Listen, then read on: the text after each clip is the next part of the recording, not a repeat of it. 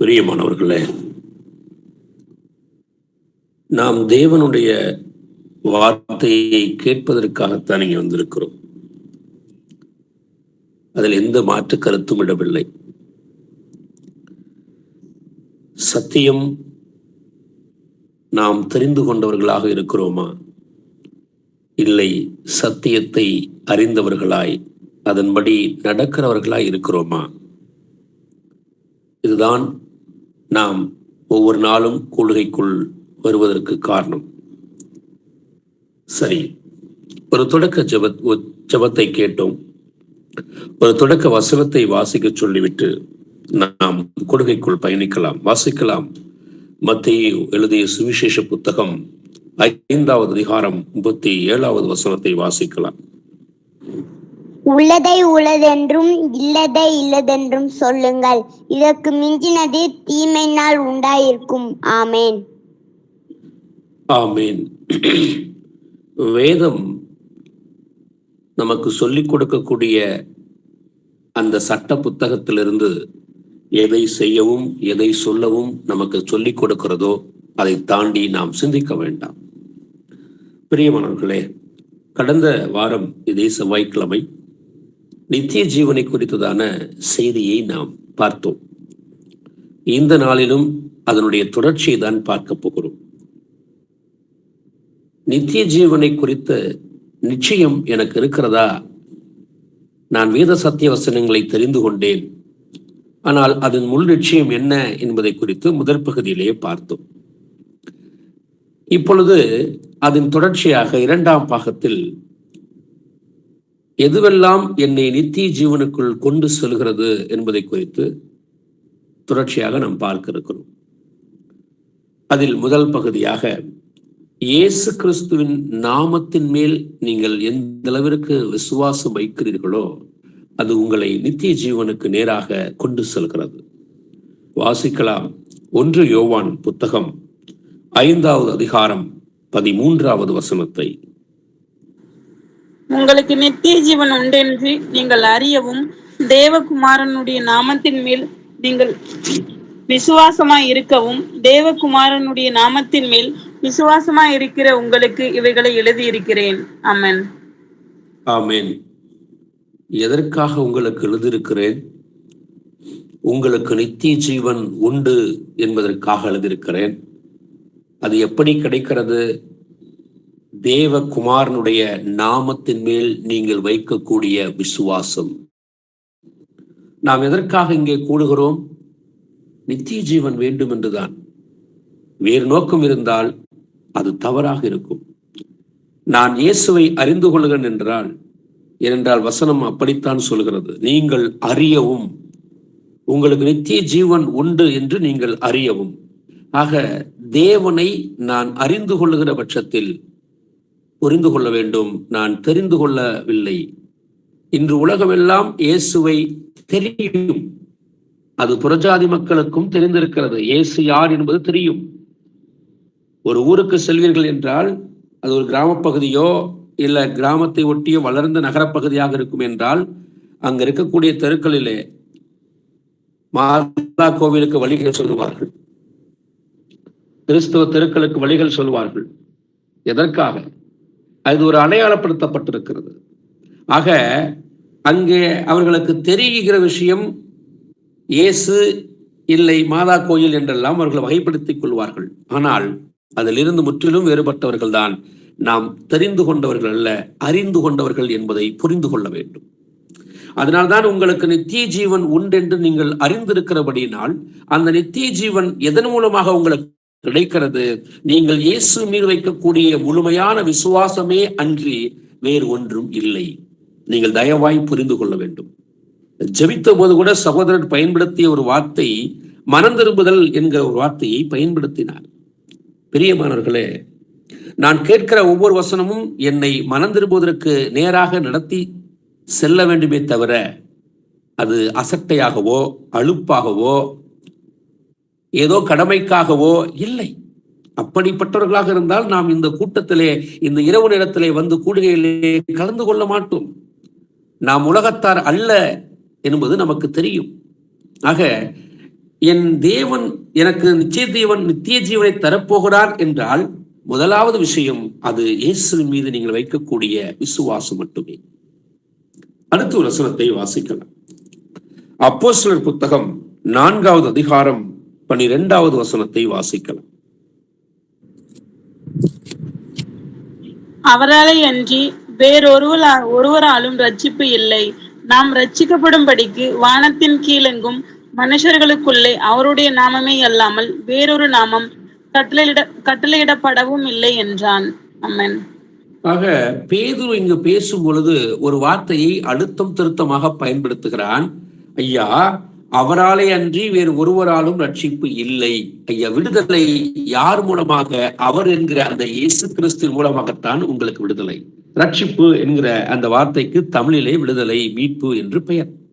ஆக நாம் விடுதலை அடையும்படிக்கு நன்றாக கவனியுங்கள். வானத்திற்கு கீழும் மனுஷர்களுக்குள்ளே, இங்கே வாழக்கூடிய இந்த பூமிக்கு கீழ் வாழக்கூடிய மனித இனத்திற்குள்ளே அவருடைய நாமமே அல்லாமல் வேறொரு நாமம் கட்டளையிடப்படவில்லை என்றுதான் வேத பகுதி முடிகிறது. ஆக இது கட்டளையாக கொடுக்கப்பட்டிருக்கிறது. இந்த நாமத்தின் மேல் நான் விசுவாசம் வைக்கவில்லை என்றால் எனக்கு நித்திய ஜீவன் இல்லை என்பதுதான் இதன் பொருள். நித்திய ஜீவன் போக வேண்டும் என்றால் நான் அந்த நாமத்தை குறித்ததான முழு நிச்சயம் எனக்கு இருக்கிறது என்றால் அந்த நாமத்தை நான் எந்த அளவிற்கு விசுவாசிக்க வேண்டும் என்றால் ஒரு இடைச்சொல்களாக சில விஷயத்தை உங்களோடு பகிர்ந்து கொள்கிறேன். பிரியமானவர்களே, இன்று அநேக உபதேசங்கள் பெருகியிருக்கின்றன. இயேசு கிறிஸ்து மீது அன்பு செலுத்தாத ஒரு பெரும் கூட்டம் இருக்கிறது. அவரை மூத்த சகோதரன் என்று சொல்வார்கள், அவரை தகப்பன் என்று சொல்ல மறுப்பார்கள். நீங்கள் எல்லாம் கேட்டிருப்பீர்கள். ஒரு வசனத்தை உங்களுக்கு காட்டி கொடுக்கிறேன், வாசியுங்கள். 1 கொரிந்தியர் புத்தகம் 16வது அதிகாரம் 22வது வசனத்தை வாசிக்கலாம். ஒருவன் கர்த்தராகிய இயேசு கிறிஸ்துவின் இடத்தில் அன்பு கூறாமல் போனால் அவன் சபிக்கப்பட்டவனாய் இருக்க கடவன். கர்த்தர் வருகிறார். ஆமென். இந்த வசனத்தை உங்களுடைய இருதயத்திலே நன்றாக குறித்துக் கொள்ளுங்கள். என்ன சொல்லிக் கொடுக்கிறது வசனம்? ஒருவன் என்றுதான் ஆரம்பிக்கிறது. பிரியமானவர்களே, தயவாய் இந்த கூடுகையிலே கலந்து கொண்டிருக்கிற நீங்கள் ஒவ்வொரு வசனத்தையும் கூர்ந்து கவனியுங்கள். ஒருவன் எப்படி? ஒருவன் கர்த்தராகிய இயேசு கிறிஸ்துவிடத்தில் அன்பு கூறாமல் போனால், இங்கே ஒரு கூட்டத்தை குறித்தோ ஒரு நாட்டை குறித்தோ தனிப்பட்ட ஒரு தேசத்தை குறித்தோ இல்லை. இங்கு சொல்லப்பட்டிருக்கிறது, யாரெல்லாம் இயேசு கிறிஸ்துவின் மேல் நீங்கள் அன்பு வைக்கிறீர்களோ ஒவ்வொரு தனி மனிதனாகத்தான் சொல்லிக் கொடுக்கிறது வேதம். ஏனென்றால் நீங்கள் ஒவ்வொருவரும் உங்களுடைய கிரியைகளுக்கு ஏற்றபடிதான் தேவன் உங்களுக்கு பலன் தரப்போகிறார். இதுதான் முடிவு. ஆக எனக்கு நித்திய ஜீவனை குறித்த நிச்சயம் இருக்கிறது என்கிறதை குறித்து பார்த்து கொண்டு வந்துகிறோம். ஆக பார்த்து வருகிற விஷயத்தில் முதல் விஷயமாக அவர் நாமத்தை குறித்து நான் என்ன செய்கிறேன்? இப்பொழுது நாம் வேதத்தை ஆராய்ந்து பார்த்து கொண்டிருக்கிறேன். ஆக வேதத்தை ஆராய்ந்து பார்த்து கொண்டிருக்கும் பொழுது வசனம் சொல்லுகிறது, அப்போஸ்தலர் புத்தகம் 4:12 அவராலே அன்றி வேறு ஒருவராலும் ரட்சிப்பு இல்லை என்று ஆணித்தரமாக சொல்கிறது. அது கட்டளையாகவும் இருக்கிறது என்றால் இன்று அநேகர் விரோதமாக சொல்லிக் கொண்டிருக்கிறார்கள். அவர் நமக்கு சகோதரன், அவரை நாம் கும்பிடக்கூடாது, வணங்கக்கூடாது. இன்னும் ஒருபடி மேலே சென்று இயேசுவை புறந்தள்ளுகிற கூட்டம் கூட உண்டு. ஆனால் இங்கே வசனம் என்ன சொல்லிக் கொடுக்கிறது? கொரிந்தியருக்கு பவுல் சொல்லுகிறான், 1 கொரிந்தியர் புத்தகம் 16ஆம் அதிகாரம் 22, ஒருவன் கர்த்தராகிய இயேசு கிறிஸ்துவிடத்தில் அன்பு கூறாமல் போனால் அவன் எப்படிப்பட்டவனாக இருக்கிறான்? சபிக்கப்பட்டவனாக இருக்கிறான். சொல்லி முடித்த பிறகு அடுத்த வார்த்தை சொல்கிறது, கர்த்தர் வருகிறார் என்றுதான் அந்த பகுதி முடிகிறது. நீங்கள் இது போன்ற வசனங்களை கூர்ந்து உங்கள் உள்ளத்திலே அலசி ஆராய்ந்து நிதானிக்க வேண்டும். ஏன்? இப்படி யோசித்து பாருங்கள். ஒருவன் கர்த்தராகிய இயேசு கிறிஸ்துவிடத்தில் அன்பு கூறாமல் போனால், அப்ப அன்பு கூறாமல் போனால் என்றால் அன்பு என்றால் என்னவென்பதை இந்த வசனம் என்ன சொல்லிக் கொடுக்கிறது? வாசிங்கள். 1 யோவான் புத்தகம் 5ஆம் அதிகாரம் 3வது வசனம். அன்பு என்றால் என்ன? வாசித்து பாருங்கள்.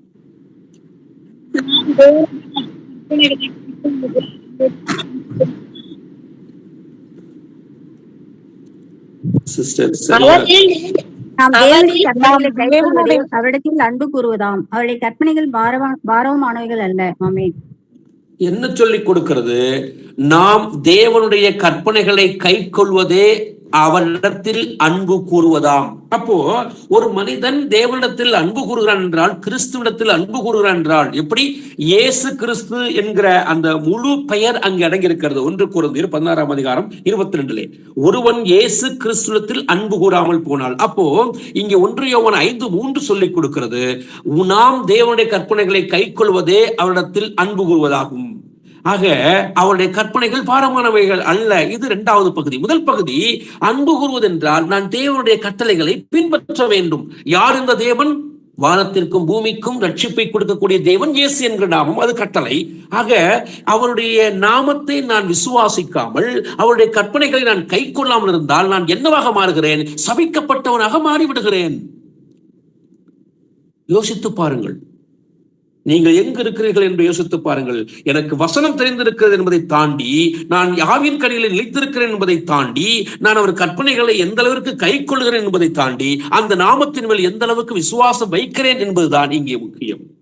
அதனால்தான் சகோதரர்கள் சொல்லிக் கொடுத்திருப்பார்கள் கடிதங்கள் அத்தனையிலும், அது பவுலாக இருக்கட்டும், பேதுருவாக இருக்கட்டும், யாக்கோப்பாக இருக்கட்டும், என்ன சொல்லியிருப்பார்கள்? நீங்கள் எதை செய்தாலும் இயேசுவின் நாமம் மகிமைக்கென்றே செய்யுங்கள் என்று சொல்லிக் கொடுத்திருப்பார்கள். பிரியமானவர்களே, இந்த நாமத்தின் மேல் வைக்கக்கூடிய அந்த விசுவாசம் தான் நம்மை ரட்சிப்புக்கு நேராக கொண்டு சென்று நித்திய ஜீவனை தருகிறது. ஆக 1 கொரிந்தியர் புத்தகம் சொல்வது போல நாம் தேவனுடைய கற்பனைகளை கை கொள்ள வேண்டும். ஏனென்றால் நான் நித்திய ஜீவனுக்கு நியமிக்கப்பட்டவனாக இருக்கிறேன் என்றால் அந்த நாமத்தின் மேல் நான் வைக்கக்கூடிய விசுவாசம் அளவிடப்பட முடியாத அளவிற்கு அது இருக்க வேண்டும் என்றுதான் அந்த பகுதி சொல்லி பிடிக்கிறது. அடுத்த ஒரு வசனத்தை நாம் வாசிக்கலாம். அப்போஸ்தலர் புத்தகம் 3வது அதிகாரம் 16வது வசனத்தை வாசிக்கலாம். அவருடைய நாமத்தை பற்றும் விசுவாசத்தினாலே அவருடைய நாமமே நீங்கள் பார்த்து அறிந்திருக்கிற இவனை பலப்படுத்தினது. அவரால் உண்டாக்கின விசுவாசமே உங்கள் எல்லோருக்கும் முன்பாக இந்த சர்வாங்க சுகத்தை இவனுக்கு கொடுத்தது. ஆமென். இங்கு என்ன நடக்கிறது? ஒரு மனிதன் 40 ஆண்டு காலமாக நோய்வாய்ப்பட்டு இருக்கிறான். அப்படிப்பட்ட நபருக்குத்தான் இங்கே சுகம் கிடைக்கிறது.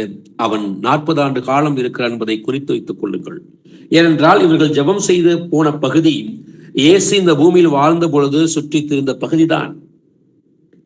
அங்கே அவன் சாட்சியாக விழப்பட்டிருக்கிறான். அப்படித்தான் கருதப்படுகிறது. காரணம், அதற்கு முன்பு எழுதப்பட்ட வசனங்களை நீங்கள் வாசிக்கும் பொழுதெல்லாம் பார்ப்பீர்கள் என்றால், அவன் பிச்சை எடுத்துக் கொண்டிருக்கக்கூடிய நபர்தான். அவன் கேட்டது இந்த சர்வாங்க சுகத்தை அல்ல. அவன் கேட்டது இவர்கள் இருவரிடத்திலும் ஏதாவது கிடைக்குமா என்றுதான் எதிர்பார்த்தான். ஆனால் அவர்கள் சொன்னது, நசரேயனாகிய இயேசு கிறிஸ்து நாமத்தின் மேல் நீ விசுவாசமாக இருக்கிறாய் என்று. யோசித்து பாருங்கள், அந்த நாமத்தை பயன்படுத்தித்தான் அவர்கள் தருகிறார்கள். அந்த சுகத்தை இயேசு மூலமாக கிடைக்கிறது அங்கே. ஆக அந்த சுகம் என்னவாக கிடைக்கிறதாம்? வசனம் ஆரம்பத்திலும் முடிவிலும் கவனிங்கள். அவருடைய நாமத்தை பற்றும் விசுவாசத்தினால் தான் இந்த சர்வாங்க சுகத்தை இவனுக்கு கொடுத்தது. சர்வாங்கம் என்றால் முழுமை என்று பொருள். ஆக இந்த முழு சுகத்தை இவன் பெற்றுக்கொள்வதற்கு காரணம் என்ன? அவருடைய நாமத்தை பற்றும் விசுவாசத்தினால் தான். ஆக இந்த பூமியிலே நான் வாழுகிற நாட்களில் இயேசு கிறிஸ்துவின் மீது வைக்கக்கூடிய முழுமையான விசுவாசம், நன்றாக புரிந்து கொள்ளுங்கள், இந்த நாமம், இந்த பெயர் என்பது மிக மிக முக்கியம். ஏனென்றால் நாம் நித்திய ஜீவனுக்கு போவதற்கான வழிகளில் அவருடைய நாமம் மிக முக்கியமாக இருக்கிறது. ஆக அவர் நாமத்தை பற்றி விசுவாசம் எந்த நிலையிலாக இருந்தாலும் இயேசு கிறிஸ்து என்ற நாமத்தை உச்சரிக்கும் பொழுதுதானே உங்களுக்கு மறுபிறப்பும் இயேசுவின் நாமத்தினாலே. நீங்கள் வாழ்கிற நாட்களில் என்ன கிடைக்கிறது? என்ன பிரச்சனையாக இருந்தாலும் அதிலிருந்து விடுதலை தரக்கூடிய ஒரு பகுதி இயேசு கிறிஸ்து நாமம். ஆக எல்லாவற்றிலும் அந்த நாமத்தை நான் பயன்படுத்துகிற பொழுது அது நித்திய ஜீவனுக்கு நேராக என்னை முழுமையான மனிதனாக கொண்டு சேர்கிறது. ஏனென்றால் அந்த நாமம் என்ன சொல்கிறது? பழைய ஏற்பாடு இந்த நாமத்தை குறித்து வாசிக்கலாம். எரேமியா புத்தகம் 10ஆம் அதிகாரம் 6வது வசனம்.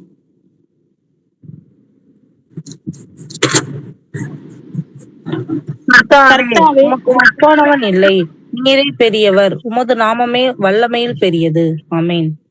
கர்த்தாவே, உமக்கு ஒப்பானவர் இல்லை. ஒரு மனிதன் இங்கே பூமியில் இருந்து பேசுகிற வார்த்தை தேவன் நோக்கி, ஆண்டவரே உமக்கு ஒப்பானவர் இல்லை, நீரே பெரியவர். நீர் பெரியவர் என்பதை விட நீரே பெரியவர், உமது நாமமே வல்லமையில் பெரிது. எப்படி? அவருடைய நாமமே வல்லமையில் பெரிது என்கிற வார்த்தையை பழைய ஏற்பாட்டு பகுதி பயன்படுத்துகிறது. ஏனென்றால் அவர்கள் அநேக அற்புத அடையாளங்களை தங்களுடைய வாழ்நாட்களிலே கண்டவர்கள், நெருக்கடிகள் மத்தியிலும் அற்புதங்களை அவர்கள் பெற்றுக்கொண்டவர்கள். அந்த நாமத்தை உச்சரிப்பதற்கே தயங்கக்கூடியவர்கள் மத்தியிலே இங்கு தீர்க்கதரிசி மூலமாக சொல்லப்படுகிற விஷயம், உமது நாமமே எப்படி வல்லமையில் பெரிது என்று சொல்லப்படுகிறது. அந்த நாமம் தான் இங்கே வந்து தூதன் சொல்லுகிறான், அவருக்கு இயேசு என்று பெயரிடுங்கள் என்று சொல்லிக் கொடுக்கிறார். ஆக இந்த நாமத்தை நாம் பற்றுகிற அந்த முழு விசுவாசம் நாம் நித்திய ஜீவனுக்குள்ளே கொண்டு சொல்கிறது. வாசிக்கலாம் இந்த நாமத்தை குறித்து மேலுமாக 1 யோவான் புத்தகம் 3வது அதிகாரம் 23வது வசனத்தை வாசிக்கலாம்.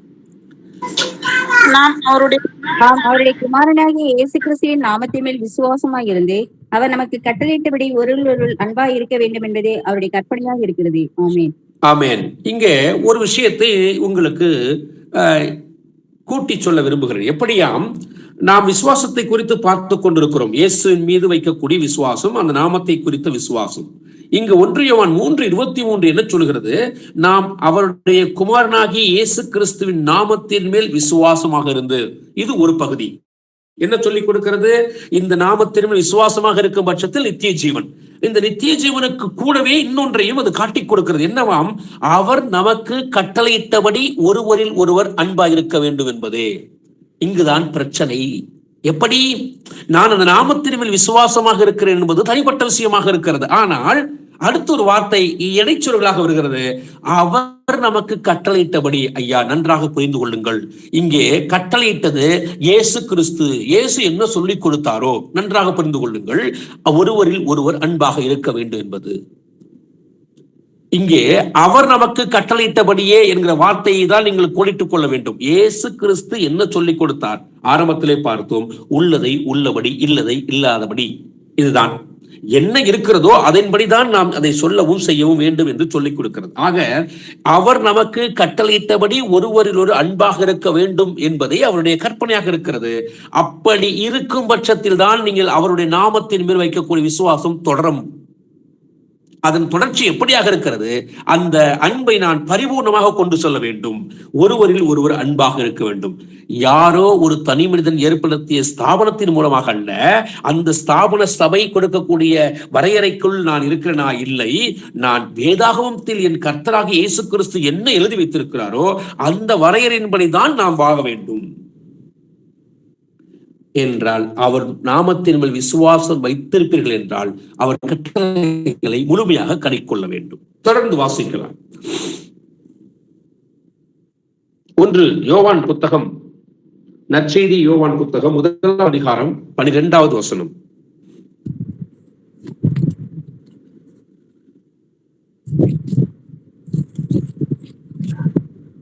அவருடைய நாமத்தின் மேல் விசுவாசம் உள்ளவர்களாய் அவரை ஏற்றுக்கொண்டவர்கள் எத்தனை பேர்களோ அத்தனை பேர்களும் தேவனுடைய பிள்ளைகள் ஆகும்படி அவர்களுக்கு அதிகாரம் கொடுத்தார். ஆமென். இங்க என்ன சொல்லிக் கொடுக்கிறது? அவருடைய நாமத்தின் மேல் விசுவாசம் உள்ளவர்களாய். எப்பொழுது அவருடைய பிள்ளைகளாக மாறுகிறீர்கள்? அவருடைய நாமத்தை நீங்கள் முழுமையாக விசுவாசிக்கும் பட்சத்தில் அது நடக்கிறது. அவருடைய பிள்ளைகளாகும்படி அவர் உங்களுக்கு அதிகாரம் கொடுக்கிறார். அவருடைய நாமத்தின் மேல் விசுவாசம் உள்ளவர்களாய் அவரை ஏற்றுக்கொண்டவர்கள் எத்தனை பேர்களோ. நன்றாக கவனியுங்கள். எப்பொழுது உங்களுக்கு அதிகாரம் கிடைக்கிறதாம், இங்கும் 2 பகுதியை நீங்கள் கவனிக்க வேண்டும். ஒன்று, அவருடைய நாமத்தின் மேல் விசுவாசம். நன்றாக கவனிங்கள். ஒன்று, அவர் நாமத்தின் மேல் விசுவாசம். 2வது பகுதி, அவரை ஏற்றுக்கொண்டவர்கள் எத்தனை பேர்களோ அத்தனை பேர்களும். அவரை நீங்கள் ஏற்றுக்கொள்வீர்களானால், நாமத்தை விசுவாசித்து அவரை ஏற்றுக்கொள்வீர்களானால், 1 யோவான் 3:23 வாசித்தோம் அல்லவா? அவர் நாமத்தின் மேல் விசுவாசமாக இருந்து அவர் நமக்கு கட்டளையிட்ட ஒருவரில் ஒருவர், அவர் கட்டளையிட்டபடி நீங்கள் அவர்களை ஏற்றுக்கொண்டீர்கள் என்றால், ஒன்று, அவர் நாமத்தின் மேல் விசுவாசமாக இருந்தீர்கள் என்றால் அவர் என்ன கட்டளை கொடுத்தாரோ அதன்படி நீங்கள் செய்ய வேண்டும். இந்த 2 வசனத்தை நீங்கள் சரியாக நீங்கள் இடை போட்டு பார்க்க முடியும். எப்படி? 1 யோவான் 3:23 சொல்கிறது, இயேசு கிறிஸ்து நாமத்தின் மேல் நான் விசுவாசமாக இருந்தால் அவர் நமக்கு கட்டளையிட்டபடி நாம் ஒருவரோடு அன்பாக இருக்க வேண்டும். இங்கே யோவான் 1:12 சொல்கிறது, அவருடைய நாமத்தின் மேல் விசுவாசம் உள்ளவர்களாய் நீங்கள் அவரை ஏற்றுக்கொள்வீர்கள் என்றால், அவர் பெயர் மேலேயா உங்களுக்கு விசுவாசம் இருந்து ஆனால் அவர் சொன்னபடி நீங்கள் நடக்காவிட்டால் பிரச்சனை. பிறகு எப்படி நீங்கள் அவருடைய பிள்ளையாக மாற முடியும்? வெறுமன நாமத்தை மாத்திரம் விசுவாசிப்பதனால் அல்லவே. அதைத்தான் நீங்க சொல்லிக் கொடுக்கிறார். அவரை ஏற்றுக்கொண்டவர்கள் எத்தனை பேர்களோ அந்த விசுவாசத்தோடு அவர் சொல்லிக் கொடுத்த அத்தனையும் செய்யும் பொழுது அவர் தேவனுடைய பிள்ளைகளாகும்படி அவர்களுக்கு அதிகாரம் கொடுக்கிறார். நீங்கள் இதெல்லாம் கூர்ந்து கவனிக்க வேண்டும். ஏனென்றால் எல்லோரும் நான் சபைக்கு போகிறேன், ரட்சிக்கப்பட்டு விட்டேன் என்று சொல்லிக்கொண்டு 10 ஆண்டுகள் 20 ஆண்டுகள் எல்லாம் சபைக்கு செல்கிறார்கள். ஆனால் அவர்களுக்கு இந்த வசனங்கள் புரிவதில்லை. ஆனால் உங்களுக்கு புரிந்திருக்கிறதே, வீட்டு சபையில் இருக்கக்கூடிய உங்களுக்கு இது நன்றாக விளங்கி இருக்கிறதே. காரணம் என்ன?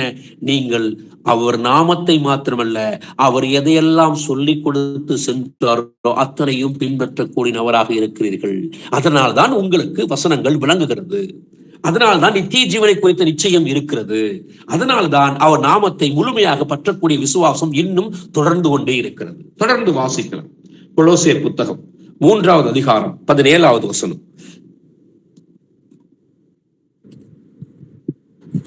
வார்த்தையினால் ஆவது கிரியினால் ஆவது நீங்கள் எதை செய்தாலும் அதையெல்லாம் கர்த்தராகிய இயேசுவின் நாமத்தினாலே செய்து அவர் முன்னிலையாக பிதாவாகிய தேவனை ஸ்தோத்திரியுங்கள். அம்மன். ஆமேன். வார்த்தையினாலாவது கிரியினாலாவது நீங்கள் எதை செய்தாலும், நீங்கள் எதையெல்லாம் செய்கிறீர்களோ அதை எல்லாம் கர்த்தராகிய இயேசுவின் நாமத்தினாலே செய்து. நாம் செய்யக்கூடிய ஒவ்வொரு கிரியையும் நாம் என்ன செய்ய போகிறோம்? வார்த்தையினாலும் கிரியினாலும். நன்றாக கவனிங்கள். வார்த்தையினாலும் கிரியினாலும் என்கிற வார்த்தையை வேதம் பயன்படுத்தி இருக்கிறது. நீங்கள் வார்த்தையாகிய இயேசு கிறிஸ்துவினாலும் அவர் காட்டக்கூடிய கிரியை என்னவாக இருக்கிறது? அன்பு என்கிற ஒன்றை நீங்கள் எடுத்துக்கொள்ளுங்கள். நீங்கள் ஏற்கனவே ஆவியின் கனியில் தான் இருக்கக்கூடியவர்கள். ஆக ஆவியின் கனியில் இருக்கக்கூடிய அந்த கிரியை எதை செய்தாலும் அந்த நாமத்தின் மேல் செய்யக்கூடிய அந்த விசுவாசம் இருக்கிறது அல்லவா? அதனாலே நீங்கள் செய்யக்கூடிய காரியங்களுக்காக தேவனுக்கு நன்றி செலுத்துங்கள் என்று வேத பகுதி முடிகிறது. பிரியமானவர்களே, நான் எதை செய்தாலும் கர்த்தருடைய நாமம் மகிமைப்பட வேண்டும். தொடர்ந்து வாசிக்கலாம். எபேசியர் புத்தகம் 5வது அதிகாரம் 20வது வசனம். நம்முடைய கர்த்தராகிய இயேசு கிறிஸ்துவின் நாமத்தினாலே எப்பொழுதும் எல்லாவற்றுக்காகவும் பிதாவாகிய தேவனை ஸ்தோத்தரித்து. கொலோசியருக்கு எழுதும் பொழுதும் எழுதும் பொழுதும் ஒரே வார்த்தையை தான் அவன் பயன்படுத்துகிறான். எப்படி? அங்கே வார்த்தையாக்கியும் கிரியையாக்கி என்று 2 வார்த்தையை பயன்படுத்திவிட்டு இங்கே எபேசியர் 5 சொல்கிறார், நம்முடைய கர்த்தராகிய இயேசு கிறிஸ்து நாமத்தினாலே எப்பொழுதும் எல்லாவற்றிற்காகவும். எப்படி? அங்கு வார்த்தை கிரியை, இங்கே எப்பொழுதும் எல்லாவற்றிற்காகவும். நீங்கள் எதை செய்யும் பொழுதெல்லாம் அது பிதாவாகிய தேவனுடைய அந்த நாமமாகிய அந்த நாமத்தில் வந்திருந்த இயேசு கிறிஸ்துவை தான் நீங்கள் மகிமைப்படுத்த வேண்டும் என்று பகுதி முடிகிறது. தொடர்ந்து வாசிக்கலாம். இதே போன்று இன்னும் கொரிந்தியருக்கு எழுதும் போதும் ஒன்றை பதிவு செய்கிறார். 1 கொரிந்தியர் புத்தகம் 1ஆம் அதிகாரம் 10ஆம் வசனத்தை வாசிக்கலாம். சகோதரரே, நீங்கள் எல்லாரும் ஒரே காரியத்தை பேசவும் பிரிவினைகள் இல்லாமல் ஏக மனதும் ஏக யோசனையும் உள்ளவர்களாய் சீர்பொருந்தி இருக்கவும் வேண்டும் என்று நம்முடைய கர்த்தராகிய இயேசு கிறிஸ்துவின் நாமத்தினாலே உங்களுக்கு புத்தி சொல்லுகிறேன். அமேன். என்ன புத்தி? கவனித்து பாருங்கள். ஒன்று சொல்லுகிறான், நீங்கள் எல்லோரும் ஒரே காரியத்தை பேச வேண்டும். ஆக ஒரே காரியத்தை பேசும் பொழுது அங்கு என்ன இல்லை? பிரிவினை இல்லை. ஆக பிரிவினை இல்லை என்றால் அங்கு என்ன இருக்கும்? ஒரே மனது இருக்கும். ஆக ஒரே மனது. நன்றாக யோசிங்கள். ஒரே காரியம். அந்த ஒரே காரியத்தை நீங்கள் என்ன செய்கிறீர்கள்? பேச ஆரம்பிக்கிறீர்கள். அடுத்து சொல்கிறது, ஒரே காரியத்தை குறித்து பேசும் பொழுது அங்கே பிரிவினைக்கு வேலை இல்லை. அடுத்து அந்த ஒரே காரியம் எதை நோக்கி சொல்கிறது? ஒரே இருதயத்தை நோக்கி சொல்கிறது. அடுத்து கவனிங்கள், அந்த ஒரே மனது ஒரே விஷயத்தை தான் தீர்ப்பு செய்கிறது. அதான் ஏக யோசனை. ஏகம் என்றால் ஒன்று என்று தமிழிலே பொருள். ஆக இந்த ஏக யோசனை உள்ளவர்களாய் இப்போ நீங்கள் ஒரே சிந்தை, ஒரே நோக்கம், ஒரே இருதயம், ஒரே காரியமாக இருந்தால் நீங்கள் எப்படிப்பட்டவர்களாக இருக்கிறீர்கள்? சீர்பொருந்தியவர்களாக இருக்கிறீர்கள்.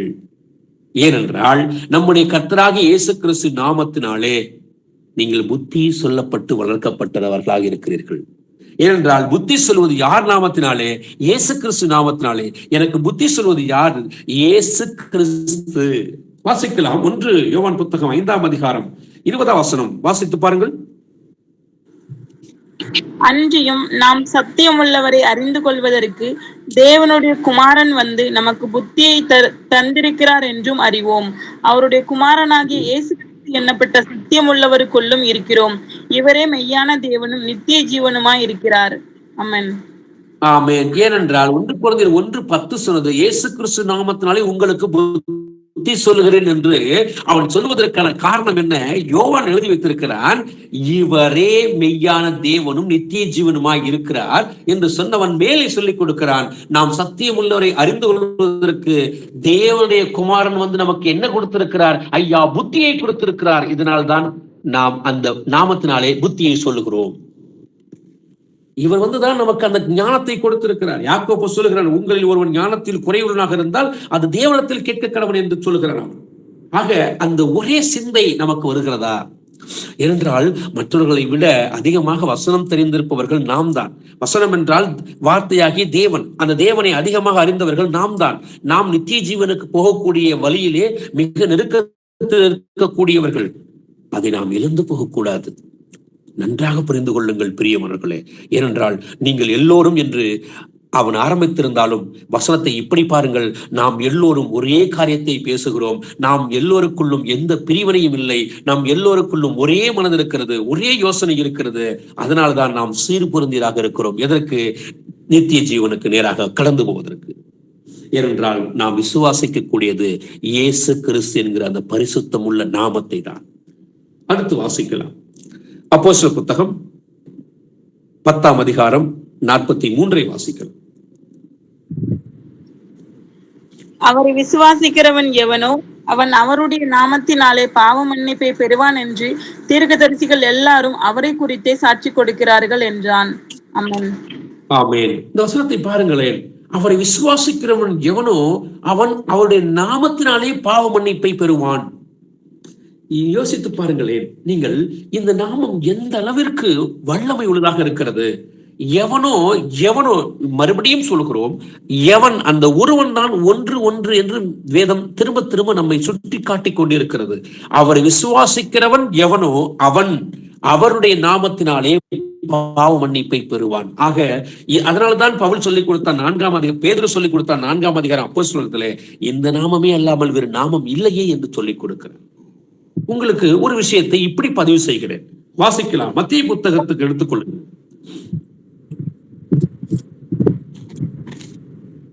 16ஆம் அதிகாரத்துக்கு வாருங்கள்.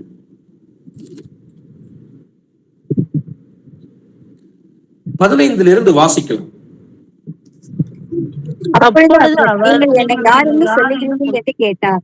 சீமோன் பேதுரு பிரதியுத்தரமாக, நீ ஜீவனுள்ள தேவனுடைய குமாரனாகிய கிறிஸ்து என்றான். இயேசு அவனை நோக்கி, யோனாவின் குமாரனாகிய சீமோனே, நீ பாக்கியவான். மாம்சமும் ரத்தமும் இதை உனக்கு வெளிப்படுத்தவில்லை, பரலோகத்தில் இருக்கிற என் பிதா இதை உனக்கு வெளிப்படுத்தினார். மேலும் நான் உனக்கு சொல்லுகிறேன், நீ பேதுருவாய் இருக்கிறாய். இந்த கல்லின் மேல் என் சபையை கட்டுவேன். பாதாளத்தின் வாசல்கள் அதை மேற்கொள்வதில்லை.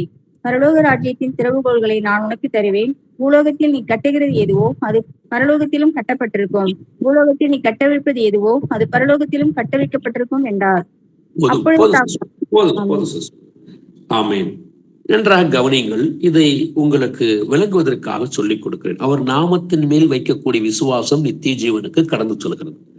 அடுத்து இது ஒரு புரிதலுக்காக நீங்கள் இப்படி புரிந்து பாருங்கள். இந்த வசனத்தை மத்திய புத்தகம் 16ஆம் அதிகாரம் 15 சகோதரி வாசித்தார்கள். என்ன, நிறைய நபர்கள் இயேசு கேட்கிறார், என்னை யார் என்று சொல்லுகிறார்கள் ஜனங்கள் என்று கேட்கிறார். இது மேல் பகுதி.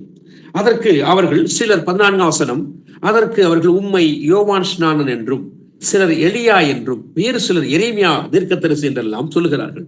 அப்பொழுது ஆண்டவராக இயேசு கிறிஸ்து கேட்கிறார், நீங்கள் என்னை யார் என்று சொல்லுகிறீர்கள் என்று கேட்கிறார். பெரியவர்களே, இங்குதான் ஒரு விஷயம் நமக்கு வெளிப்படுகிறது. எப்படி சீமோன் பேதுரு பிரதியுத்தரமாக அவருடைய கேள்விக்கு பதில் சொல்ல ஆரம்பிக்கிறான். அவன் எப்படி ஆரம்பிக்கிறான்? நீர் ஜீவனுள்ள தேவனுடைய குமாரனாகிய கிறிஸ்து என்றான். இந்த வசனத்தை யோசித்து பாருங்கள். என்ன சொல்லுகிறது? இயேசு கேட்கிற கேள்விக்கு அங்கு பதில் வருகிறது. அந்த பதில் என்னவாக இருக்கிறது? நீர் ஜீவனுள்ள தேவனுடைய குமாரனாகிய கிறிஸ்து. ஆக இது பதிலாக இருக்கிறது. ஆனால் 17 இயேசு என்ன சொல்லுகிறார்? இயேசு அவனை நோக்கி, யோனாவின் குமாரனாகிய சீமோனே, நீ பாக்கியவான். மாம்சமும் ரத்தமும் இதை உனக்கு வெளிப்படுத்தவில்லை, பரலோகத்தில் இருக்கிற என் பிதா இதை உனக்கு வெளிப்படுத்தினார். பிரியமானவர்களே, இந்த விஷயத்தை மாத்திரம் சற்று கூர்ந்து கவனியுங்கள். இயேசு கேட்ட முதல் கேள்விக்கு பதில் என்னவாக வருகிறது?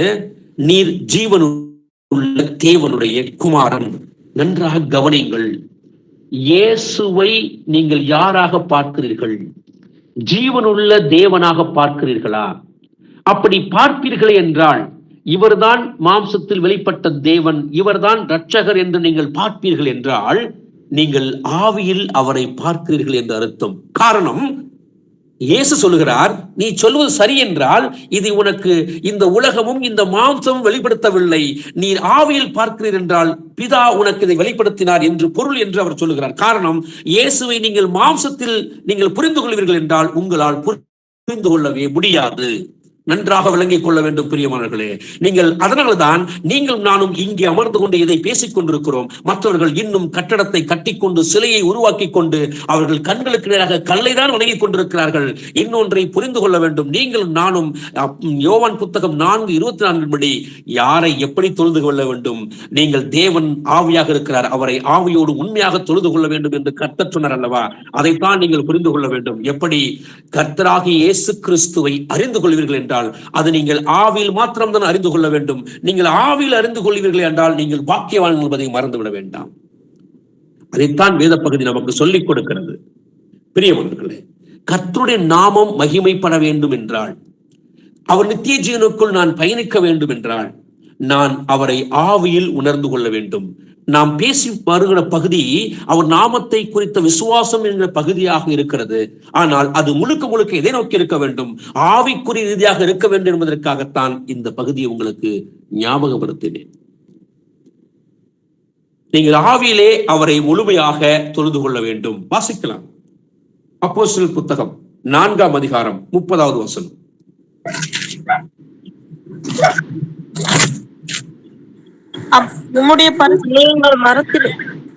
உம்முடைய பரிசுத்த பிள்ளையாகிய இயேசுவின் நாமத்தினாலே அடையாளங்களும் அற்புதங்களும் நடக்கும்படி செய்து பிணியாளிகளை குணமாக்கும்படி உம்முடைய கரத்தை நீட்டி உம்முடைய ஊழியக்காரர் உம்முடைய வசனத்தை முழு தைரியத்தோடும் சொல்லும்படி அவர்களுக்கு அனுக்கிரகம் செய்தரும் என்றார்கள். ஆமேன். ஆமேன். நன்றாக இந்த பகுதியும் நமக்கு ஒரு விளக்கத்தை கொடுக்கிறது. உம்முடைய பரிசுத்த பிள்ளையாகிய இயேசுவின் நாமத்தினாலே அடையாளங்களும் அற்புதங்களும் நடக்கும்படி செய்ய வேண்டும். எந்த நாமத்தினாலே?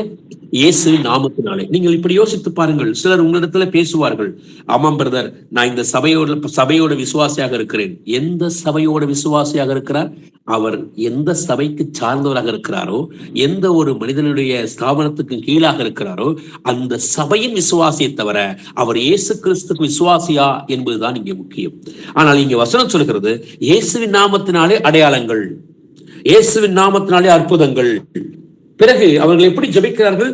பிணியாளிகளை குணமாக்கும்படி உம்முடைய கரத்தை நீட்டி உம்முடைய ஊழியக்காரர், நன்றாக கவனிங்கள், உம்முடைய திருவசனத்தை முழு தைரியத்தோடு சொல்ல வேண்டும். இங்கே அடிக்கோடிடக்கூடிய ஒரு இடம் எதுவாக இருக்கும் என்றால் அவருடைய வசனத்தை அவர் இயேசு சொல்லிக் கொடுத்ததை தைரியம் என்பதை தாண்டி முழு தைரியத்தோடு அந்த வசனத்தை சொல்லிக் கொடுக்க வேண்டும். ஆக இப்படிப்பட்ட இந்த நாமத்தின் மேல் நான் வைக்கக்கூடிய விசுவாசம், ஆவியிலே வைக்கக்கூடிய இந்த விசுவாசம் தான் என்னை நித்திய ஜீவனுக்கு நேராக கடந்து கொண்டு செல்கிறது. தொடர்ந்து வாசிக்கலாம். யோவான் புத்தகம் 20வது அதிகாரம் 31வது வசனம். இயேசு தேவனுடைய குமாரனாகிய கிறிஸ்து என்று நீங்கள் விசுவாசிக்கும்படியாகவும் விசுவாசித்து அவருடைய நாமத்தினாலே நித்திய ஜீவனை அடையும்படியாகவும் இவைகள் எழுதப்பட்டிருக்கிறது. ஆமென். ஆக இந்த புத்தகம் எதற்காக எழுதப்பட்டிருக்கிறது என்பதை நாம் உணர்ந்து கொள்வதற்கான வசனம் எப்படியாம்? தேவனுடைய குமாரனாகிய கிறிஸ்து என்று நீங்கள் விசுவாசிக்கும்படியாகவும், அப்படி விசுவாசிப்பீர்களேயானால் அவருடைய நாமத்தினாலே உங்களுக்கு என்ன கிடைக்கிறதாம்? நித்திய ஜீவனை அடையும்படியாகவும் தான் இந்த வசனங்கள் எழுதப்பட்டிருக்கிறது. நாம் நன்றாக விளங்கிக் கொள்ள வேண்டும். அந்த நாமத்தை நான் எந்த அளவுக்கு விசுவாசிக்கிறேனோ எதை செய்தாலும் அதையே நான் செய்ய வேண்டும். அவர் கற்பனைகளின்படி நான் வாழ வேண்டும். அவர் எனக்கு என்ன சொல்லிக் கொடுத்தார் அதை அப்படியே செய்ய வேண்டும். வெறுமன விசுவாசம் இல்லை. ஏனென்றால் உலகத்தாரும் இயேசுவை தெரிந்து வைத்திருக்கிறார்கள், நாம் மட்டும்தான் அறிந்து வைத்திருக்கிறோம். ஆக அறிந்து வைத்திருக்கிற நமக்குத்தான் தெரியும் அவர் யார், எப்படிப்பட்டவர், எதற்கெல்லாம் கணக்கு கேட்பார் என்பதெல்லாம் நமக்கு தெரியும். அப்படி தெரிந்திருக்கிற நாம் தான், நமக்குத்தான் அந்த நித்திய ஜீவனை குறித்தான தைரியம் இருக்கிறது. அதனால்தான் பவுல் சொல்லுகிறான், நான் தைரியமாக வசனத்தை பேச வேண்டும். அப்போஸ்தலர் புத்தகம் 6ஆம் அதிகாரம் 19-20 மன்னிக்க வேண்டும், எபேசியர் புத்தகம் 6ஆம் அதிகாரம் 19-20 நீங்கள் வாசிப்பீர்கள் என்றால், கர்த்தருடைய வசனத்தை நான் தைரியமாக பிரசங்கிக்க வேண்டும் என்பதற்காக எனக்காக ஜெபம் செய்து கொள்ளுங்கள் என்று சொல்லுகிறான். காரணம், நான் நித்திய ஜீவனை விட்டுவிடக்கூடாது, இழந்து போய்விடக்கூடாது என்பதற்காக. இதில் இன்னொரு பகுதியாக சிலவற்றை நாம் பார்க்கலாம். அப்போஸ்தலர் புத்தகம் 15ஆம் அதிகாரம் 25வது வசனத்தை வாசிக்கலாம்.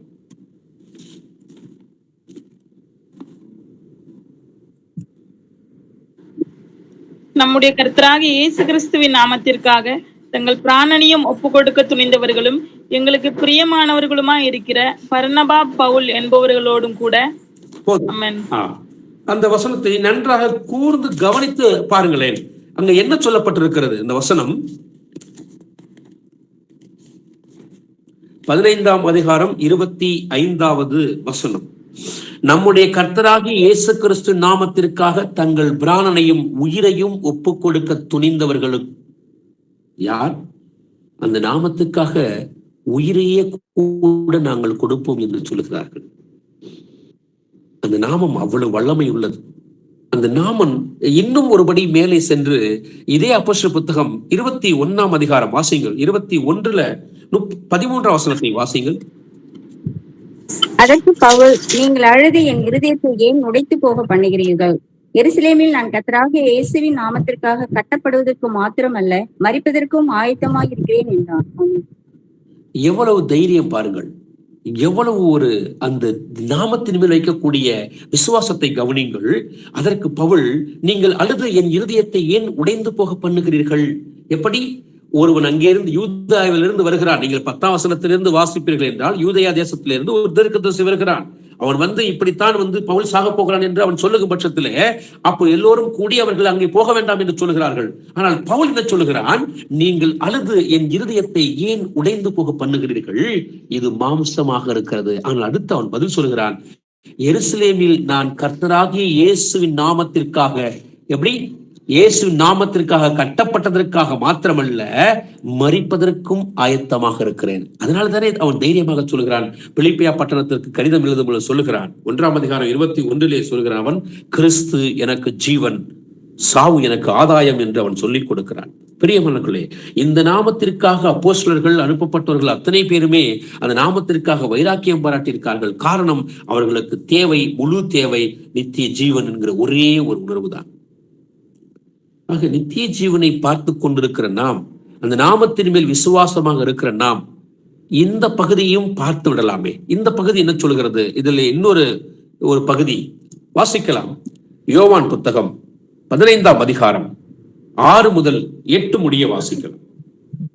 ஒருவன் என்னில் நிலைத்திராவிட்டால் வெளியே எரியுண்ட கொடியை போல் அவன் எரியுண்டு உலர்ந்து போவான். அப்படிப்பட்டவர்களை சேர்த்து அக்கினியிலே போடுகிறார்கள், அவைகள் எரிந்து போம். நீங்கள் என்னிலும் என் வார்த்தைகள் உங்களிலும் நிலைத்திருந்தால் நீங்கள் கேட்டுக்கொள்வது எதுவோ அது உங்களுக்கு செய்யப்படும். நீங்கள் மிகுந்த கனிகளை கொடுப்பதினால் என் பிதா மகிமைப்படுவார், எனக்கும் சீஷராய் இருப்பீர்கள். ஆமென். ஆமென். முதல் வசனத்தை பாருங்கள் எப்படி ஆரம்பிக்கிறது என்று. யோவான் 15:6. ஒருவன் என்னில் நிலைத்திராவிட்டால் வெளியே எரியுண்ட கொடியை போல அவன் எரியுண்டு உலர்ந்து போவான். பிரியமானவர்களே, நீங்கள் இயேசு நாமத்தில் வைக்கக்கூடிய விசுவாசம் நித்திய ஜீவனுக்கு நேராக உங்களை கடத்தி செல்கிறது. அப்படி என்றால் நீங்கள் அதற்குள் நிலைத்திருக்கிறீர்கள்.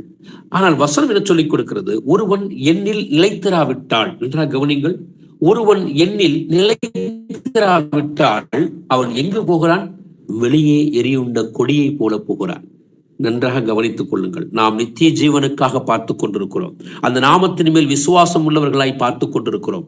அதைத்தான் நாம் முழு மூச்சாக நாம் நடந்து சென்று கொண்டே இருக்கிறோம். அப்படி இருக்கும் பட்சத்திலே இந்த பகுதியும் நாம் கவனிக்க வேண்டும். நான் சரியாகத்தான் இருக்கிறேனா?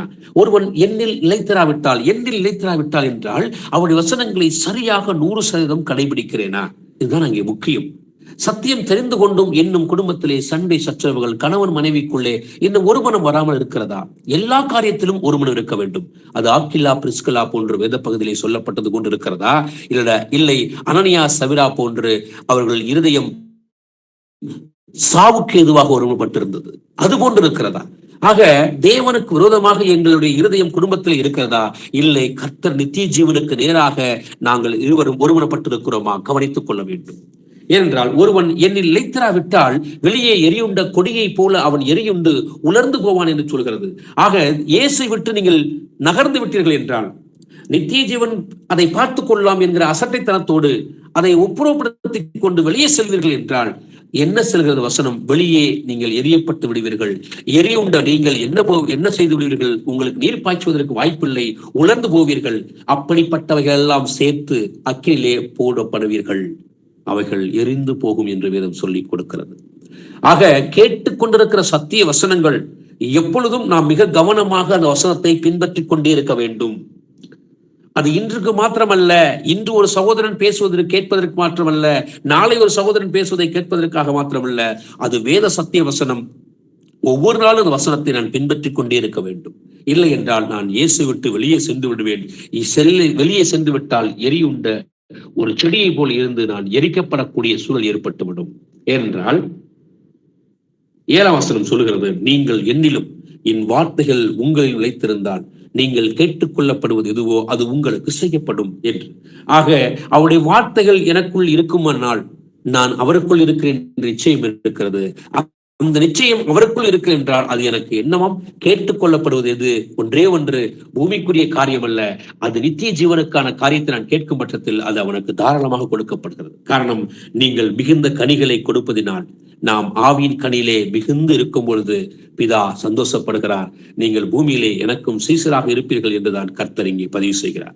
வாசிக்கலாம். 1 யோவான் புத்தகம் 4வது அதிகாரம் 15வது வசனத்தை வாசிக்கலாம். தேவனுடைய குமாரன் என்று அறிக்கை பண்ணுகிறவன் எவனோ அவனில் தேவன் நிலைத்திருக்கிறார், அவனும் தேவனில் நிலைத்திருக்கிறான். ஆமென். ஆக நான் இயேசுவை எந்த அளவிற்கு பின்பற்றி அவரை அறிக்கை செய்கிறோம். காரணம், அந்த நாமம் மிக முக்கியம். அப்பொழுதுதான் அவன் நிலைத்திருக்கிறார் என்று வேத பகுதி சொல்லி முடிக்கிறது. தொடர்ந்து வாசிக்கலாம். 1 யோவான் புத்தகம் 5ஆம் அதிகாரம் 1 வசனத்தை வாசிக்கலாம். இயேசுவானவரே கிறிஸ்து என்று விசுவாசிக்கிற எவனும் தேவனால் பிறந்திருக்கிறான். பிறப்பித்தவரிடத்தில் அன்பு கூறுகிற எவனும் அவரால் பிறப்பிக்கப்பட்டவரிடத்திலும் அன்பு கூறுகிறான். 5ஆம் வசனம் வாசிங்கள். இயேசுவானவர் குமாரன் என்று விசுவாசிக்கிறவனே அன்றி உலகத்தை ஜெயிக்கிறவன் யார்? ஆமென். இதில் 4ஆம் வசனம் வாசிங்க. தேவனால் பிறப்பதெல்லாம் உலகத்தை ஜெயிக்கும், நம்முடைய விசுவாசமே உலகத்தை ஜெயிக்கிற ஜெயம். ஆமேன். இப்போ இந்த 3 வசனத்தையும் இப்ப பார்க்கணும். இயேசுவானவரே கிறிஸ்து என்று விசுவாசிக்கிற எவனும் தேவனால் பிறந்திருக்கிறான். இது யோவான் அந்த மக்களுக்கு எழுதக்கூடிய கடிதத்திலே அவன் பதிவு செய்கிற விஷயம். ஆக நீங்க வந்தவரை இயேசு என்றால் இவர்தான் கிறிஸ்து என்பதை நீங்கள் புரிந்து கொள்ள வேண்டும். ஆக அவன்தான் தேவனால் பிறந்தவன். ஆக பிறப்பித்தவரிடத்தில் அந்த தேவன் தான் உங்களை பிறப்பித்தார். பிறப்பித்தவரிடத்தில் அன்பு கூறுகிற எவனும் அவரால் பிறப்பிக்கப்பட்டவனிடத்திலும் அன்பு கூறுகிறான். ஆக ஒருவருக்கொருவர் அன்பாக இருங்கள் என்பதை அவன் இந்த அளவிற்கு சுட்டி காட்டுகிறான். அப்படி சுட்டி காட்டுகிறான் என்றால் 5 சொல்லிக் கொடுக்கிறது. இயேசுவானவர் தேவனே குமாரன் என்று விசுவாசிக்கிறவனே அன்றி யார் ஐயா உலகத்தை ஜெயிக்க முடியும்? அவன் கேட்கிறான். அந்த விசுவாசம், ஆக அதுதான் 4ஆம் வசனம் சொல்லிக் கொடுக்கிறது. தேவனால் பிறப்பதெல்லாம் உலகத்தை ஜெயிக்கும். நம்முடைய விசுவாசமே உலகத்தை ஜெயிக்கிற ஜெயம். ஒன்று, தேவனால் பிறப்பதெல்லாம் உலகத்தை ஜெயிக்கும் என்றால் எது? நீங்கள் யாரால் பிறந்தீர்கள்? முதலில் பிறந்தது மாம்சத்தில் பிறந்திருப்பீர்கள். ஏதோ இந்த பூமியில் ஒரு தகப்பனாருக்கு தாய்க்கு பிறந்திருப்பீர்கள். ஆனால் நீங்கள் மறுபடியும் பிறந்த கிறிஸ்தவர்கள் என்பதை மறந்துவிட வேண்டாம். நீங்கள் மனம் திரும்பி பிறந்தவர்கள் என்பதை மறந்துவிட வேண்டாம். நீங்கள் ஆவியில் பிறந்தவர்கள் என்பதை மறந்துவிட வேண்டாம். அதனால் தான் சொல்கிறான், நீங்கள் தேவனால் பிறந்திருக்கிறீர்கள். அதனால் தான் உலகத்தை நீங்கள் ஜெயிக்க முடிகிறது. அதற்கு முக்கிய காரணம் இயேசு என்கிற நாமத்தில் எடுத்த ஞானஸ்தானம், இயேசு என்ற நாமத்தில் வைத்திருக்கக்கூடிய விசுவாசம் உங்களை நித்திய ஜீவனுக்கு நேராக கொண்டு செல்கிறது. அதைத்தான் சொன்னான் அவன், நம்முடைய விசுவாசமே உலகத்தை ஜெயிக்கிற ஜெயம். எந்த விசுவாசம்? இயேசுவின் மீது வைக்கக்கூடிய அந்த முழுமையான விசுவாசம் உலகத்தை ஜெயிக்க வைக்கிறது. ஆமா, எந்த பிரச்சனையாக இருந்தாலும் இயேசுவை நாம் கூப்பிடுகிறோம். சங்கீதம் 50:15 சொல்லிக் கொடுக்கிறது, ஆபத்து காலத்தில் என்னை நோக்கி கூப்பிடு. யாரை நோக்கி கூப்பிட வேண்டும்? இயேசுவாகிய கர்த்தராகிய அந்த தேவனாகிய அந்த மகாதேவனாகிய இயேசுவிடத்தை நீங்கள் கூப்பிடும் பொழுது அவர் சொல்லுகிறார், நான் உன்னை விடுவிப்பேன். எப்படி? அந்த நான் என்று சொல்லக்கூடிய அந்த கர்த்தராகிய இயேசு உங்களை விடுவிக்கிறார் என்று வசனம் சொல்லிக் கொடுக்கிறது. அதனால்தான் தேவனால் பிறப்பதெல்லாம் உலகத்தை ஜெயிக்கும், நம்முடைய விசுவாசமே உலகத்தை ஜெயிக்கிற ஜெயம் என்று வேதம் சொல்லிக் கொடுக்கிறது. இந்த பகுதி வாசிங்கள். 1 யோவான் 4:4 வாசிங்கள். பிள்ளைகளே, நீங்கள் தேவனால் உண்டாயிருந்து அவர்களை ஜெயித்தீர்கள், ஏனெனில் உலகத்தில் இருக்கிறவனையும் உங்களில் இருக்கிறவர் பெரியவர். ஆமென். எப்படி? நன்றாக அந்த வசனத்தை விளங்கிக் கொள்ளுங்கள். பிள்ளைகளே, நீங்கள் தேவனால் உண்டாயிருந்து. இப்பொழுது 1 யோவான் 5:4 சொன்னது தேவனால் பிறப்பதெல்லாம் உலகை ஜெயிக்கும் என்று. இங்கே 1 யோவான் 4:4 சொல்கிறது, பிள்ளைகளே நீங்கள் தேவனால் உண்டாயிருந்து அவர்களை ஜெயித்தீர்கள். யாரெல்லாம் தேவனால் பிறந்தார்களோ, மீண்டுமாய் பாவத்தை எல்லாம் அறிக்கை செய்துவிட்டு மீண்டுமாய் தேவனால் பிறந்தவர்களோ, யாரெல்லாம் ஆவியா இருக்கக்கூடிய தேவனுடைய நாமமாகிய இயேசு நாமத்தில் பிறந்தார்களோ, அவர்கள் எல்லாம் எதவாம் தேவனால் உண்டானவர்கள். அதனால்தான் அவர்களை நீங்கள் ஜெயித்தீர்கள். ஏனெனில் உலகத்தில் இருக்கிறவனிலும் உங்களில் இருக்கிறவர், உலகத்தில் இருக்கிறவன் அவன் என்று சொல்லிக் கொடுக்கிறது. ஆனால் உங்களுக்குள் இருக்கிறவர் என்கிற அந்த மரியாதைக்குரிய வார்த்தையை பயன்படுத்தப்பட்டிருக்கிறது. உங்களுக்குள் இருக்கிறவர் பெரியவர் என்று வேதம் சொல்லிக் கொடுக்கிறது. ஆக இந்த நாமத்தை குறித்து எவ்வளவு விசுவாசம் இருக்கிறதோ இந்த வசனத்தையும் வாசித்து விட்டு நாம் பார்க்கலாம். அடுத்து பார்க்கலாம். எபிரேயர் புத்தகம் 6ஆம் அதிகாரம் 10ஆம் வசனம் வாசிக்கலாம். ஏனென்றால் உங்கள் கிரியையும் நீங்கள் பரிசுத்தவான்களுக்கு ஊழியம் செய்ததினாலும் செய்து வருகிறதுனாலும் தமது நாமத்திற்காக காண்பித்த அன்புள்ள பிரயாசத்தையும் மறந்து விடுகிறதற்கு தேவன் அநீதியுள்ளவர் அல்லவே. ஆமென். ஏன் நீங்கள் தேவனால் பிறந்து தேவனுக்கு காட்டிய அந்த வைராக்கியத்தை, அந்த நாமத்திற்கு காட்டிய வைராக்கியத்தை எப்படியாம் இயேசு சொல்லுகிறார், மறந்துடுவதற்கு அநீதி உள்ளவர் அல்லவே. நீங்கள் தேவனுக்காக பாராட்டுகிற வைராக்கியம், ஐயா இதுதான் சத்தியம். மனித கையால் கட்டப்பட்ட எந்த ஆலயத்திலும் கர்த்தர் இல்லை, வேத பகுதி தெளிவாக சொல்லிக் கொடுக்கிறது. ஆக அவர் இவர் எங்க இருக்கிறார்? நீங்களே ஜீவனுள்ள தேவனுடைய ஆலயம் என்று சொல்லிக் கொடுக்கிறது. ஆக நீங்கள் தான் ஆலயம். இந்த சரீரமாகிய ஆலயத்தை நீங்கள் எப்படி வைத்துக் கொள்ள வேண்டும்? பரிசுத்தமாய் வைத்துக் கொள்ள வேண்டும். காரணம், நான் ஆராதிக்கிற கர்த்தர் பரிசுத்தர். ஆக நான் ஆராதிக்கிற கர்த்தர் பரிசுத்தராக இருக்கிறார் என்றால் நான் அவருக்கு காட்டுகிற வைராக்கியம் என்னவாக இருக்கிறது? அவர் நாமத்துக்காக காட்டக்கூடிய வைராக்கியம் பலமாக இருக்கிறது என்றால் அவர் அதற்காக உங்களை மறந்துவிடக்கூடிய நபராக அல்லவே அல்ல. அவரோடு ஒப்புரவாகிக் கொண்டே இருங்கள் என்று வேத பகுதி சொல்லிக் கொடுக்கிறது. இந்த பகுதியும் வாசித்து பார்க்கலாம். வாசிக்கலாம்.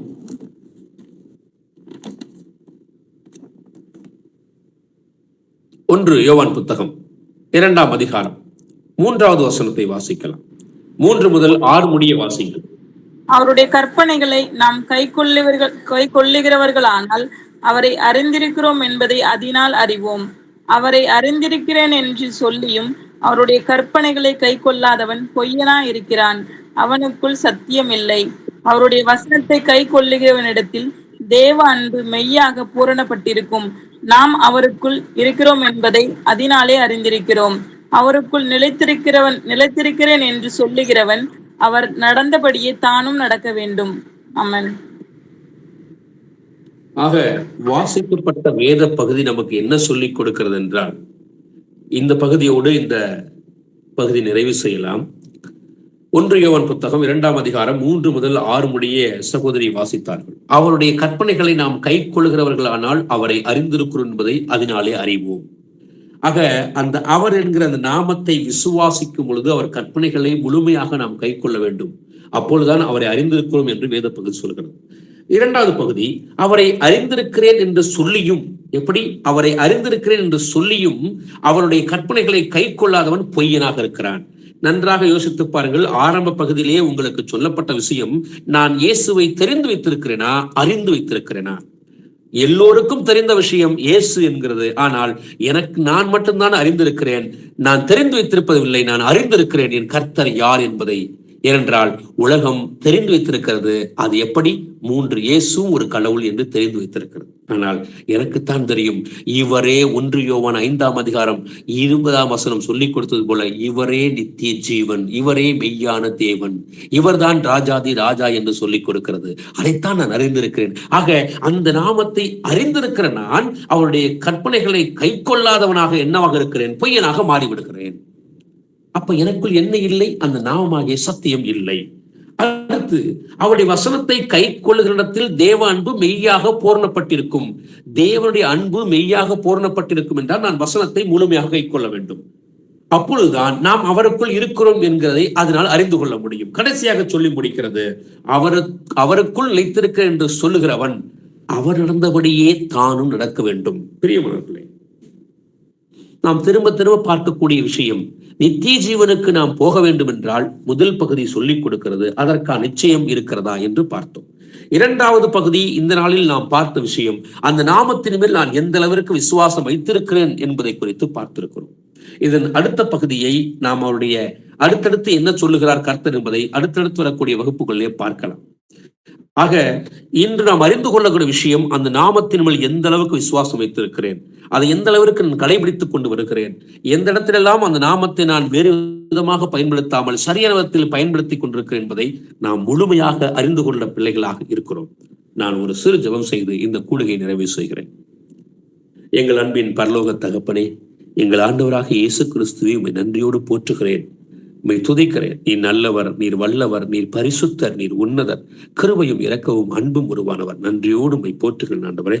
இயேசுவே, இந்த நாளிலும் இந்த கூடுகையை ஆசீர்வதித்திருக்கிறேன். இந்த கூடுகையிலே கலந்து கொண்ட சகோதர சகோதரிகளை, சிறியவர்கள் பெரியவர்கள் ஒவ்வொருவரையும் உமது பரிசுத்த நாமமாகிய இயேசுவின் நாமத்தில் ஆசீர்வதிக்கிற ஆண்டவரே, நீர் எங்களோடு பேசியதற்காக நன்றி தகப்பனே. நாங்கள் இவ்வளவோ வேத சத்திய வசனங்களை அறிந்திருந்தும் நித்திய ஜீவனை குறித்த நிச்சயம் இல்லாமல் இருந்தால் ஆண்டவரே தகப்பனே, அது எங்களுக்கு பிரச்சனைய தகப்பனே. அதை முழுமையாக அறிந்து கொண்டவர்களாய் அப்ப தகப்பனே, உமது ராஜ்யத்துக்குள்ளே பிரவேசிப்பதற்கு எங்களுக்கு கருவி பாராட்டி இருக்கிறீங்கப்பா. இந்த நாளிலும் கூட உமது சத்திய வசனங்களை அப்பா அறிந்து கொண்டோம். அதற்கு முழு மூச்சாக உமது நாமம் எந்த அளவிற்கு முக்கியம் என்பதை அறிந்திருக்கிறோம் ஆண்டவரே. அந்த நாமத்தை குறித்த முழு விசுவாசம் எங்களுக்குள் இன்னும் அவையென்று ஆணித்தரமாக இருப்பதற்காக உமக்கு நன்றி செலுத்துகிறோம் ஆண்டவரே. நீர் அப்படியே எங்களை ஆசீர்வதித்தது நன்றி தகப்பனே. இன்னும் அது நாமத்தை பற்றக்கூடிய விசுவாசம் எங்களுக்குள்ளே தெளிவாக இருக்கட்டும் ஆண்டவரே. நீர் அப்படியே ஆசீர்வதித்ததுக்காக நன்றி செலுத்துகிறேன். எங்கள் ஜெபங்களை எங்கள் கர்த்தரும் ரட்சகருமாய் இருக்கிற இயேசுவின் நாமத்தில் இருக்கிறேன், ஜீவன் உள்ள நல்ல பிதாவே, ஆமென். Thank you, Jesus. Praise the Lord, brother.